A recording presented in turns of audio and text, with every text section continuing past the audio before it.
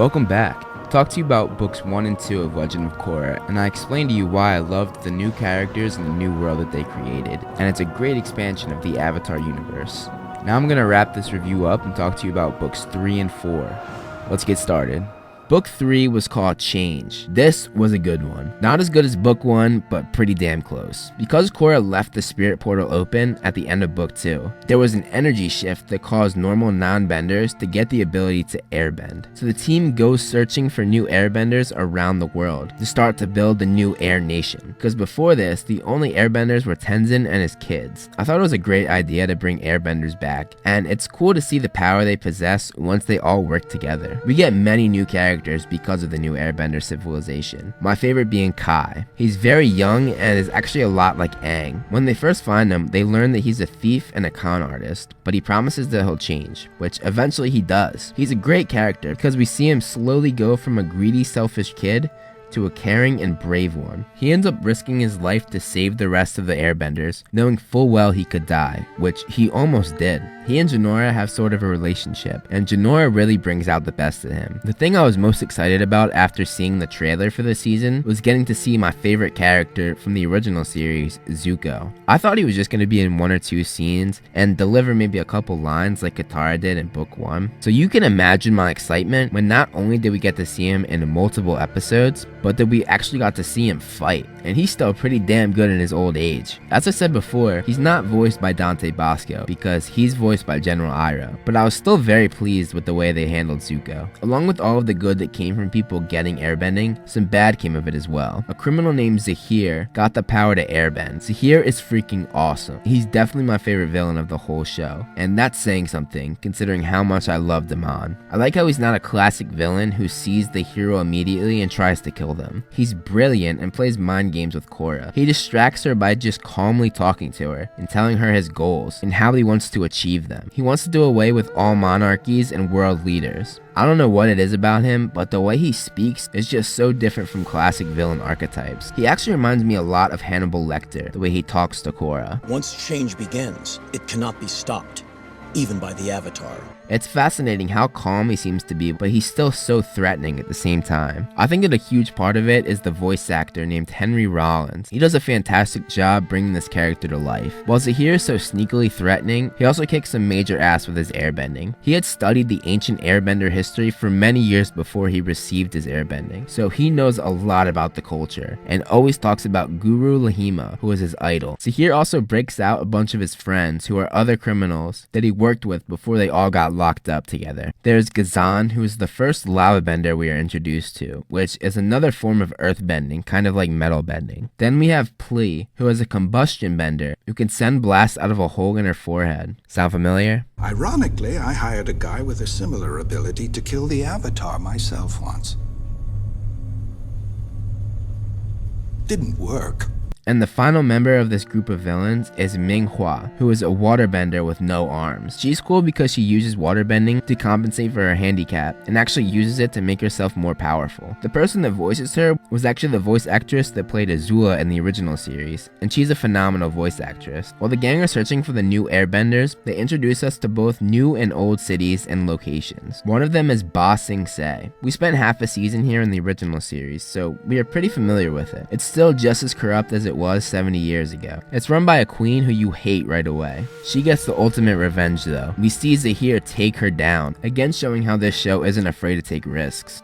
We later find out that the queen is basically robbing the citizens, who are dirt poor and living in terrible conditions, while she's living it up in the palace. She then tells Korra that there are no airbenders in the city, and secretly she's actually capturing them and holding them underground to create herself an army of airbenders, and Kai is one of the airbenders that gets taken. Another interesting part about the gang going to Ba Sing Se is that Mako and Bolin find their father's side of the family. The gang's journey to find new airbenders also introduced us to a new city called Zaofu. It's a city entirely made of metal and is home to all metal benders. Here we learn a lot about the Beifong's family history and learn more about Lin. Lin's sister Sue created the city, and her daughter Opal is one of the new airbenders. Right away we see that Lin and Sue don't get along. and we see flashbacks to tell us exactly why. In the flashbacks, we learn how Lin got the scars on her face, and we see why she doesn't like Sue. And the person that plays the young Sue in the flashbacks is Jessie Flower, who played Toph in the original series, which I thought was pretty cool.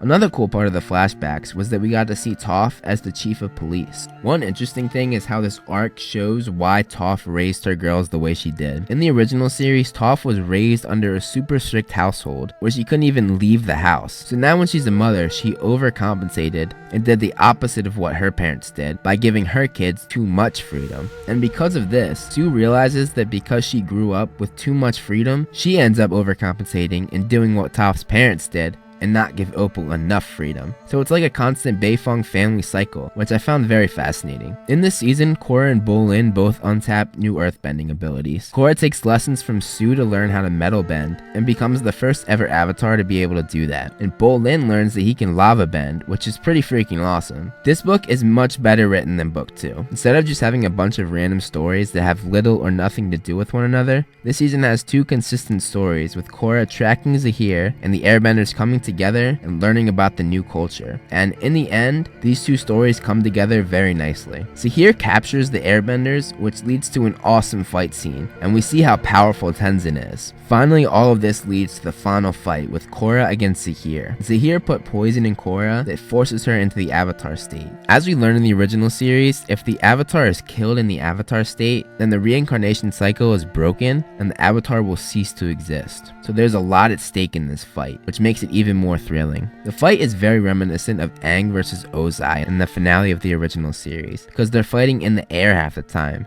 jumping from mountain to mountain. It's really cool to watch. In the end, Korra falls and is seconds away from death, before the airbenders took everything that they learned throughout the season and come together to save her. One of the things that makes the season and the next one so good is how this fight scars Korra and literally breaks her. It kills the Korra we know and love, and forms a new scarred and weak Korra. Once again, we see her at her most vulnerable, the way we did in the first book, but this takes it to a whole new level, stretching it out for almost half a season. Once again, it makes us see her humanity and see that she isn't unstoppable the way most heroes are made out to be. Korra's suffering lasted for 3 years, which is where book 4 picks up. This book is called Balance, and this is the final book of the series. I didn't really like the fact that they skipped over a whole 3 years at first, but eventually I got over it and actually kind of liked it. Because Korra has been cut off from everyone for 3 years while she recovered at the Southern Water Tribe, she has missed so much at Republic City, and so have we as an audience. So we're kind of on the same boat as Korra. We're out of touch with everyone and everything that's going on, and it makes us feel the same way Korra is feeling, which I really liked and thought was great writing. Korra is constantly being haunted by Zahir almost killing her and what Zahir made her, and she has severe PTSD. I think it's really cool that they're able to put real psychological disorders in this show and translate it through our hero. Korra can't walk, she can't sleep, and she won't eat. She has literally been broken mentally and physically, and as an audience, it's hard to watch our hero in such a vulnerable place,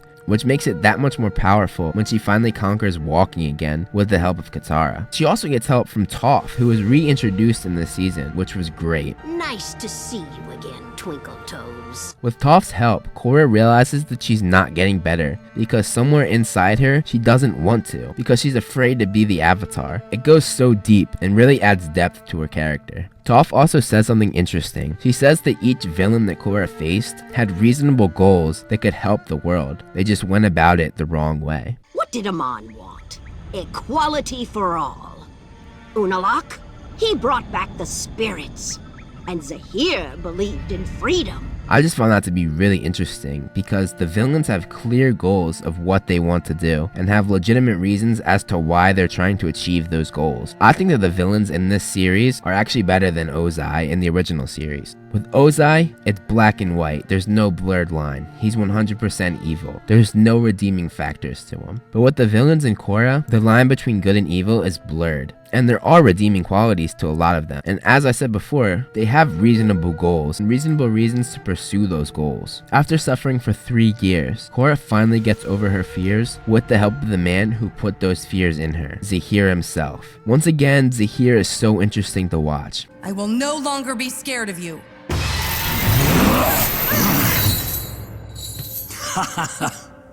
I guess it didn't work. You still seem scared. He goes from that to helping Korra get into the spirit world again. I just love his character so much because he's such a loose cannon. You never know what he's going to do. A lot has changed since the ending of Book 3. Because Zahir took out the Earth Queen, there was so much chaos in Ba Sing Se, and someone had to take control and rebuild the Earth Kingdom. They first asked Sue, but she declined it, making her right hand, Kuvira, very angry. Kuvira would go behind Sue's back, take Zaofu's entire army, and bring along one of Sue's own sons, and would later on get engaged to him. She eventually turns into the main villain, who is obsessed with taking over more and more land for the Earth Kingdom, and she eventually becomes a dictator who refuses to give up her power. We were introduced to Kuvira at the end of Book 3 when they were all fighting Zahir. She actually saved Korra's father, Tonrak, from dying, and she was always very loyal to Sue, who raised Kuvira from when she was a little girl. This makes her character much more tragic in my opinion, because we know she has a lot of good inside her. She just lost her way. In the end, she does realize that what she did was wrong, and she finds her way back to the light, which I found to be very powerful. The son of Sue's that Kuvira takes along on her journey to power is Batard, who was not mentioned or shown at all in Book 3. Because of this, it's not as tragic as it could have been. Had they chosen maybe one of the twins who we were already familiar with, it would have been a different story. Although it is still pretty tragic, and really tears the family apart to watch their son betray them like this. I think my favorite scene that represented this was when he and Kuvira made everyone in Zaofu bow to them, and Batard's father and brother refused to bow. I'm so disappointed in you, Junior. Another thing worth mentioning is Asami starts to visit her father in prison. I felt that this was a bit of a stretch considering that we went from this I now see there is no chance to save you. to this. I just want you to know I'm so proud of you, Asami.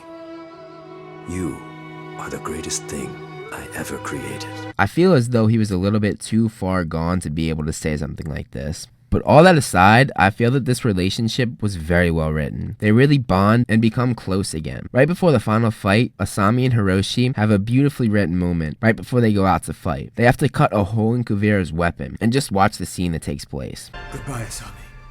I love you.